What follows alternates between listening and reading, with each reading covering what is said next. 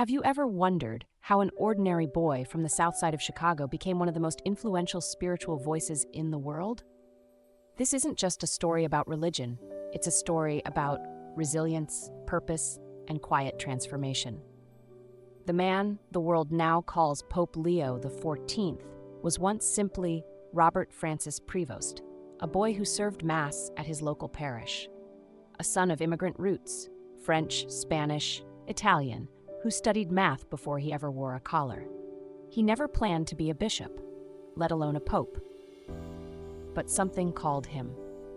Not to power, but to service. His path would take him from the quiet streets of Illinois to the dusty roads of Peru to the corridors of the Vatican itself. In 2025, in a moment that shocked even seasoned observers of the church, Robert Prevost emerged from the Sistine Chapel balcony not as a cardinal, but as the next pope. He chose the name Leo, not for status, but to honor the legacy of social justice and dignity once championed by Pope Leo XIII.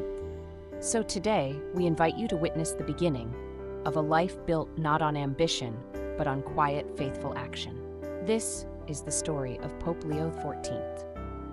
Before he wore white robes, before he stepped onto the world's most sacred balcony, he was just Robert. Robert Francis Prevost was born on September 14, 1955, in Chicago, Illinois. A child of working-class immigrants, his lineage a tapestry of French, Italian, and Spanish roots. He grew up in Dolton, a quiet suburb just south of the city, in a modest neighborhood filled with the scent of fresh bread and the sound of Sunday bells. From an early age, he was drawn to something deeper. He became an altar boy at St. Mary of the Assumption Parish, where service wasn't a duty but a delight. But faith alone wasn't his only compass. Robert had a mind for numbers, a sharp intellect, and a quiet love for structure. He pursued a degree in mathematics at Villanova University, where logic met belief. Yet even as he studied theorems and calculations, his heart beat to a different rhythm. In the chapel, he felt most alive.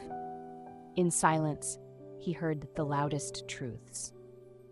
After completing his undergraduate studies, he returned to Chicago. There, he deepened his understanding of faith with a master's in theology.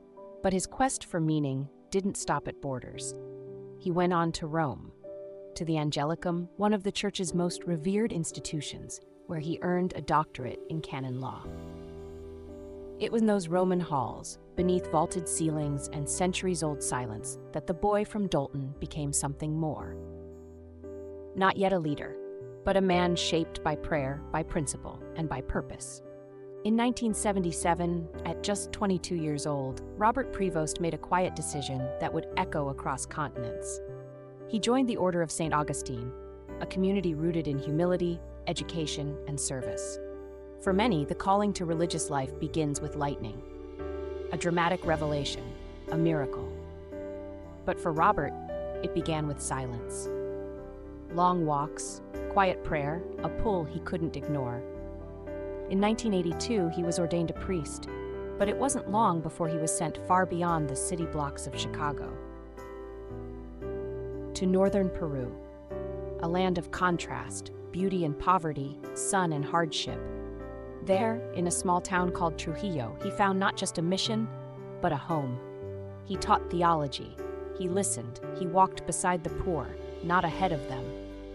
He helped lead the local seminary, not as a boss, but as a brother. He opened doors for young men who felt unworthy of one. The people didn't see a foreigner. They saw a shepherd. And in time they gave him a name, El Santo del Norte, the Saint of the North. Not because he preached loudly, but because he lived quietly, with purpose. His time in Peru would stretch from one assignment into 13 years of love, learning, and transformation. And it would shape everything that came next. Leadership found Robert Prevost slowly, but it never left him. After 13 years in Peru, he returned to Rome with a reputation not of ambition but of trust. In 2001, he was elected Superior General of the Order of St. Augustine, a role he would hold for 2 full terms, 12 years of guiding one of the Church's oldest communities. He led not by decree, but by presence. Listening more than speaking. Asking more than assuming. Pause. Point 5. Under his leadership, the Augustinians flourished across continents. New missions were planted. Old wounds began to heal. But his calling wasn't finished. In 2014, he was appointed Apostolic Administrator of Chiclayo, Peru, a return to the country that had once called him El Santo. He became bishop, then in 2015, a full citizen of Peru. The people didn't just accept him, they claimed him. 8 years later, Pope Francis chose him for one of the most powerful offices in the Church, prefect of the dicastery for bishops. The man from Chicago was now shaping the future of global leadership within the Catholic world. And then came 2025, a solemn conclave, a moment of transition. Cardinals gathered. Whispers of humility, of clarity, pointed to one name: Robert Prevost. He accepted, not as a politician, but as a servant. And he chose the name Leo, not to signal change, but to honor continuity, to echo Pope Leo XIV, a voice for the worker, a bridge between tradition and reform. That is how a quiet leader became Pope Leo XIV. When Pope Leo XIV stepped onto the balcony of St. Peter's Basilica, he didn't raise his hands in triumph. He placed one hand over his heart and quietly said, "Peace be with you all." It wasn't just a greeting, it was a blueprint. From the first days of his papacy, Pope Leo XIV made one thing clear. He would lead not with noise, but with listening. He became a voice for the forgotten. Migrants, the poor, communities living on the edges. But he also stood firmly in tradition, rooted in doctrine, balanced in truth.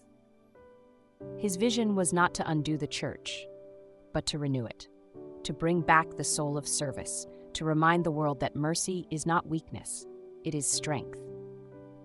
He reformed quietly, he encouraged dialogue without division, he opened doors without compromising the walls that hold faith together. His legacy was not in headlines, but in homes, in whispered prayers, in lives uplifted, not televised. He reminded millions that holiness is not about perfection, but direction. And long after the applause faded, his words remained. Because when he spoke, people listened. And when he listened, people healed.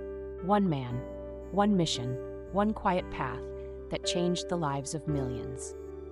Pope Leo XIV didn't rise through power, he rose through presence. He didn't chase history, he walked humbly into it. And in doing so, he reminded us all of something essential, that greatness is often wrapped in gentleness. That reform doesn't always roar, sometimes it whispers. And that in a world shouting to be heard, the most powerful voice is often the one that listens. If this story moved you, if it reminded you of the strength found in stillness or the courage found in kindness, then don't let it stop here. Like this video. Share it with someone who needs a little peace today, and subscribe because this world needs more stories like his. Stories of quiet leaders, stories of unseen heroes, stories that light the way without needing the spotlight. Thank you for listening, and may the spirit of humble greatness walk with you too.